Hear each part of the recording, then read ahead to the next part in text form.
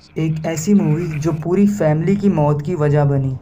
David Crawley एक ऐसा शख्स जिसका मर्डर सिर्फ 28 साल की उम्र में ही कर दिया गया था, वो भी इसलिए क्योंकि डेविड क्रॉली एक मूवी बनाना चाहता था और इस दुनिया के सामने सच्चाई लाना चाहता था। लेकिन कुछ लोग ये नहीं चाहते थे कि हम आम लोग भी इस सच्चाई को जानें, और इस मूवी का नाम था ग्रे स्टेट।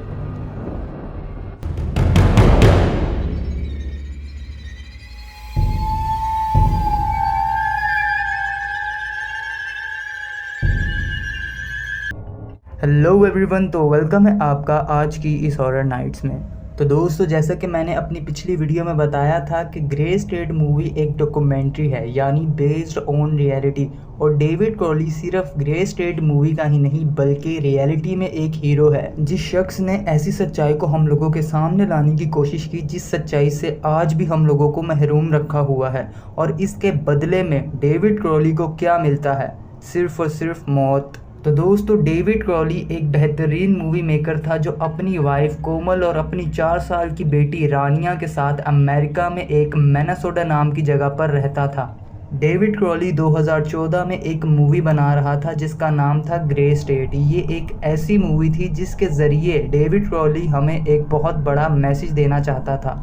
इस मूवी में डेविड क्रॉली ने ये बताने की कोशिश की थी कि जो सीक्रेट सोसाइटी या इल्यूमिनाटी हम पर कंट्रोल करना चाहती हैं, कैसे वो आने वाले कल हमें कंट्रोल करेगी, और इस काम में हमारी गवर्नमेंट भी इन सीक्रेट सोसाइटीज़ वालों को ही सपोर्ट करेगी। और जब इस मूवी का ट्रेलर यूट्यूब पर अपलोड किया गया था तो तब से ही डेविड क्रॉली को धमकियां मिलनी शुरू हो गई थीं। और अफसोस की बात तो ये है कि इस मूवी के रिलीज़ होने से पहले ही डेविड क्रॉली को और इसकी फैमिली को मार दिया गया था। और अमेरिकन पुलिस का कहना था कि डेविड क्रॉली ने खुद अपनी बेटी और अपनी वाइफ को मारा है। और आखिर में जब डेविड क्रॉली को अपनी गलती का एहसास हुआ तो डेविड क्रॉली ने खुद ही अपने आप को शूट कर लिया।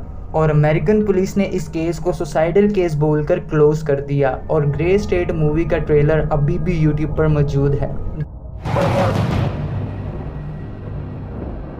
तो दोस्तों, ग्रे स्टेट के ट्रेलर में जो पहला सीन है, इसमें डेविड क्रॉली ने साफ साफ बताने की कोशिश की है कि कैसे आने वाले वक्त में हमारे अपने खुद के पर्सनल घरों में सीसीटीवी कैमरास लगाए जाएंगे और हम पर नज़र रखी जाएगी। और इन कैमरों का कंट्रोल सरकारी ऑफिशियल्स के पास होगा हम पर नज़र रखने के लिए। यानी सबसे पहले ये सीक्रेट सोसाइटी वाले लोग हमारी आज़ादी हमसे छीन लेंगे और हमारे हर एक मूवमेंट पर नज़र रखी जाएगी।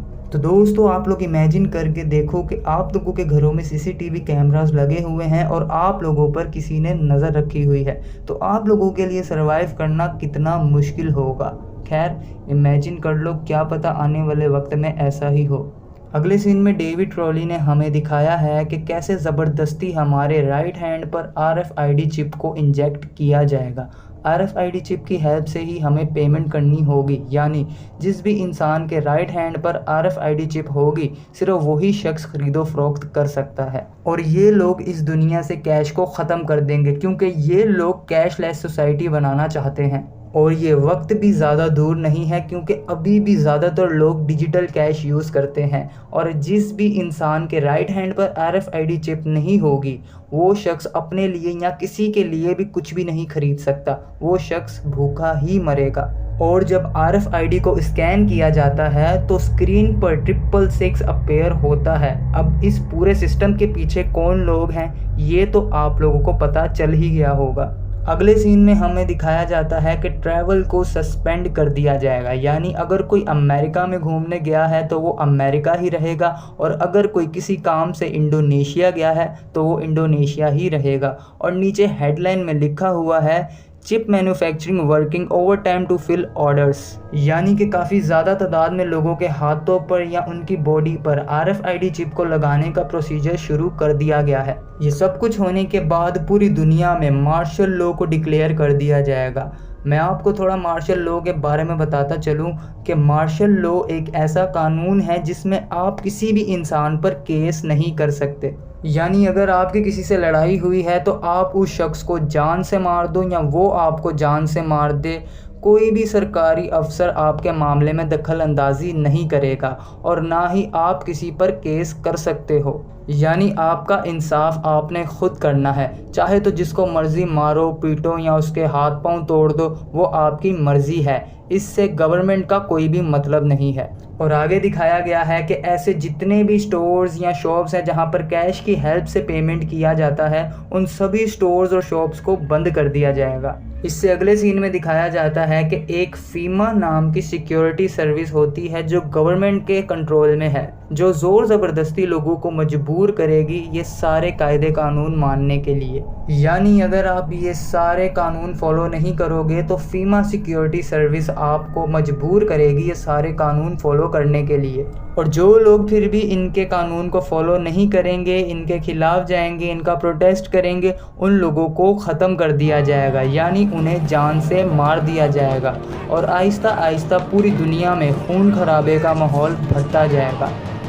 और एंड सीन में डेविड क्रॉली ने हमें दिखाया है कि जो लोग भी इल्यूमिनाटी या शैतान के फॉलोअर्स हैं वो सब मिलकर एक सैटनिस्ट रिचुअल परफॉर्म करते हैं जिसमें ज़िंदा इंसान की बलि चढ़ाई जाती है, जिसको ज़्यादातर लोग ह्यूमन सेक्रीफाइस के नाम से जानते हैं। तो दोस्तों, अब आप लोग सोच रहे होंगे कि ये तो सिर्फ एक मूवी है, मूवी में तो कुछ भी दिखाया जाता है, तो क्या हम लोग सब कुछ सच समझ लें? तो दोस्तों, फिर इस मूवी के रिलीज़ होने से पहले ही इस मूवी के ओनर को क्यों मार दिया गया था, वो भी उसकी पूरी फैमिली के साथ, जिसमें उसकी 4 साल की बेटी भी शामिल थी। और अगर अभी भी आप लोगों को यकीन नहीं आता तो आप लोग खुद गूगल पर ग्रे स्टेट डेथ लिखकर सर्च कर सकते हैं। और सोचने की बात तो ये है कि अगर ये मूवी डेविड क्रॉली और इसकी पूरी फैमिली की मौत की वजह बनी है तो कोई ना कोई तो सच्चाई छुपी ही हुई है इस मूवी में। और मैं आपको बताता चलूं कि डेविड क्रॉली के घर में 16 सीसीटीवी कैमरास लगे हुए थे, लेकिन मर्डर की रात वाली फुटेज किसी भी सीसीटीवी कैमरा में रिकॉर्ड नहीं हुई। और जब डेविड क्रॉली के रिलेटिव्स ने केस फाइल करवाया तो अमेरिकन पुलिस ने केस को सुसाइडल केस बोलकर बंद कर दिया। तो दोस्तों, अगर ग्रे स्टेट मूवी रिलीज़ हो जाती तो आप लोगों को क़यामत देखने का मौका मिल जाता। लेकिन ग्रे स्टेट मूवी का ट्रेलर यूट्यूब पर भी मौजूद है जिसमें सीक्रेट सोसाइटीज़ के कुछ एजेंडास को एक्सपोज कर दिया गया है। और मे बी इट्स पॉसिबल कि वो लोग अपने प्लान्स में थोड़ी बहुत चेंजिंग करें। So friends, take care of yourself and also your family. उम्मीद है कि आप लोगों को हमारी आज की वीडियो अच्छी लगी होगी, और अगर अच्छी लगी है तो आप हमारे चैनल को सब्सक्राइब कर लीजिएगा और बेल आइकन भी दबा लीजिएगा ताकि आपको मज़ीद आने वाली वीडियोज़ की नोटिफिकेशन मिलती रहे और आप ऐसे ही इंटरेस्टिंग टॉपिक्स मिस ना कर पाएँ। तो दोस्तों, आप मुझे कमेंट सेक्शन में गाइड भी कर सकते हैं कि मैं नेक्स्ट किस टॉपिक पर वीडियो बनाऊँ, नेक्स्ट किस हॉरर मूवी को एक्सप्लेन करूँ। तो दोस्तों, आप अपना बहुत बहुत सारा ख्याल रखिएगा। Thank you.